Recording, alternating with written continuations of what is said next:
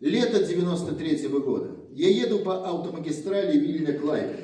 Мой віленський приятель везе мяне, паважанага беларускага гостя, на сваім фордзе да сваіх жэмайційскіх сяброў.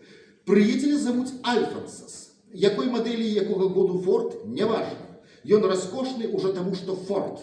Асаблівае трымценне ў мяне выклікаюць лакаваныя драўляныя ўстаўкі на пярэдняй панелі. За коўнам Альфансас паведамляе, што трэба заехаць на хутар да старога бацькі. А як клічуць бацьку? Адальфас.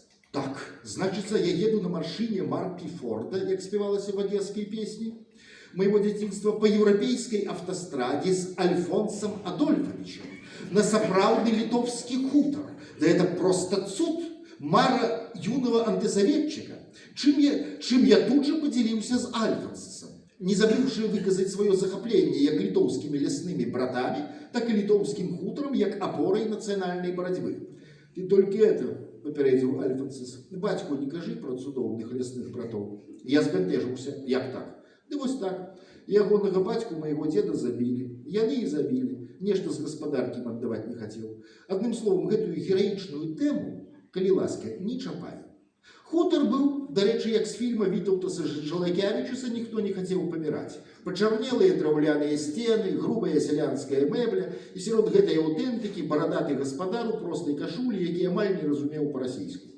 Я вспомніў я гэтую паездку. Так.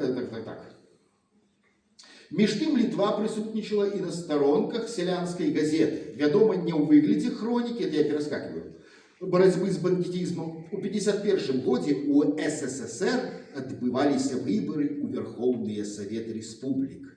Цитаты.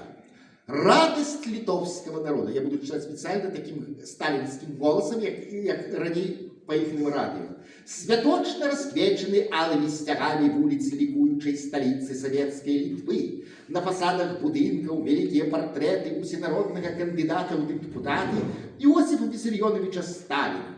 Тысячи людей идут на выборчие участки, особливо оживленно у сталинской выборчей окрузе города Вильнюса, где у депутата Верховного Совета баллотуется товарищ Сталин И.В.